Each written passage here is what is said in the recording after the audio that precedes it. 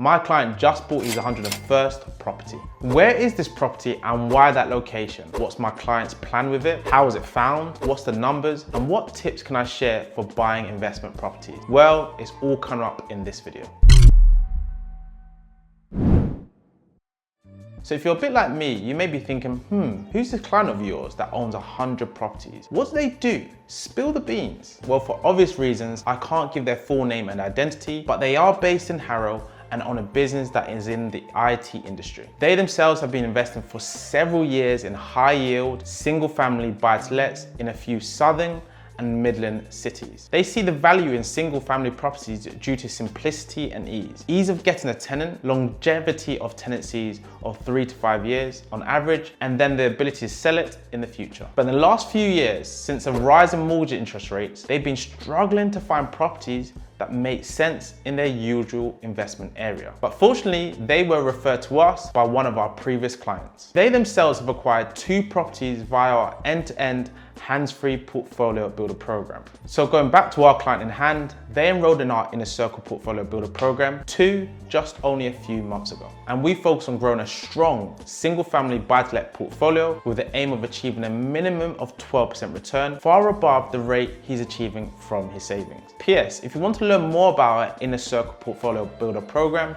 check out the video description below to learn more. So where's the property and what's the plan? So here we go. We bought this property in the northeast in an area called South Shields. It's a growing city with regeneration plus great links between Newcastle and Sunderland, cities both receiving billions of pounds in regeneration. So it's a real sweet spot area and the amount of commuters that come into this location for work as well as living. For this particular property, it's a 3-bed, mid-terrace property with off-street parking. It's had an extension at the back with a conservatory. It's really nice kitchen, really nice property, and just needs a very light refurb. And the plan is to do, as I mentioned a bit before, a very, very light refurbishment and then to rent it out. And that plan will consist of doing some small upgrades to the kitchen. As you might not notice from the pictures, but there's actually no cooking area. There's no hob, there's no oven, and no extractor fan, so that's all gonna be installed. Plus there's some upgrades to electricals, a new boiler, and some small redecoration throughout, just to give it a nice, clean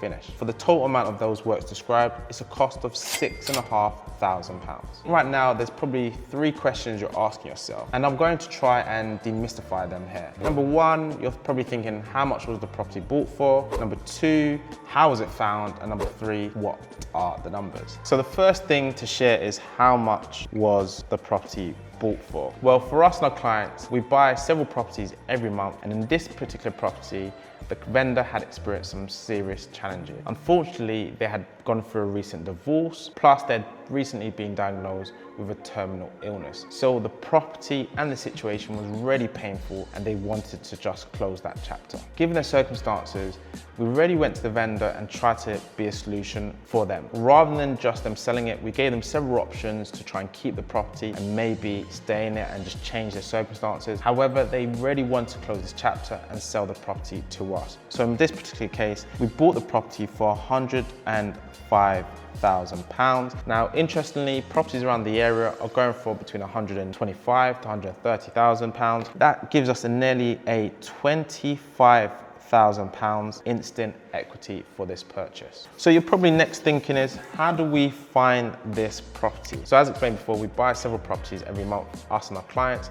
and we've been doing so for the last 10+ years. So we've got some really good established channels for bringing in good opportunities. And in this particular example, the client actually reached out to us on social media. They'd seen what we had been doing in the local area and thought we would be a credible solution, so wanted to sell their house to us. So it was through social media we found this property. So next, what's the numbers? So this property, as I said before, being bought for £105,000. The refurbishment is £6,500.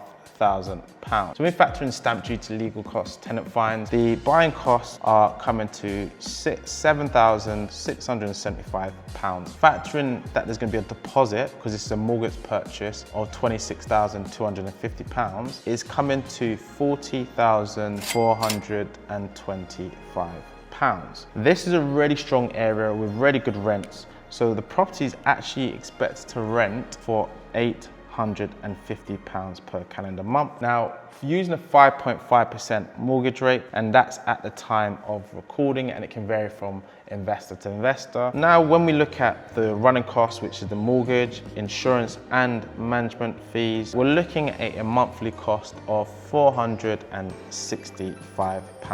Now, when we factor in the rent of £380 minus the total cost of mortgage, insurance, and management, the client's expecting around £385 per calendar month. Now, that return on capital employed will sit at just at 11.4%. Really strong return compared to what you get in the banks and bonds. This is where the power of something we call capital growth really kicks in. So when we factor in just a conservative capital growth of just above 2%, and this area in the last 12 months has actually hit 8%, but let's stick to 2%. So when we look at the total 5-year return on capital employed, so that's looking over a 5-year window and annualizing it, we're looking at this going from 11.4% to 17.1%. Again, a huge big improvement on what you can get by putting your money in the banks. Moreover, that 17.1%,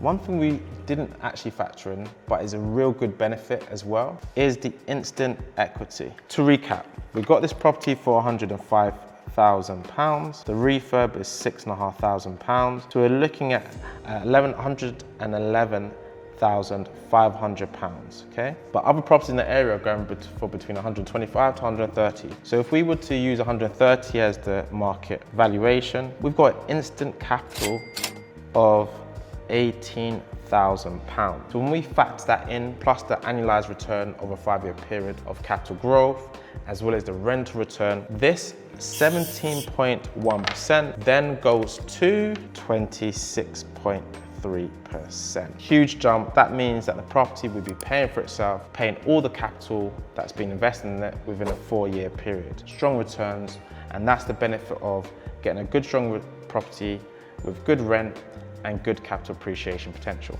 Not bad, given that banks are only offering my client 3% on his savings, and index funds and similar are producing a return of 8, 9, sometimes 10% every year. So that's the power of how our investor client has got up to 101 properties, getting his capital and savings to work really hard for him by investing in the right type of properties and areas. So check this out. If you like what you saw and you want your money to work as hard as you do, then you may be interested in working with us to also grow your portfolio. So to learn more, just click the link in the description. So booking a strategy call with myself where I will create a personalized investment plan for you that will grow your wealth and also create you a holiday fund.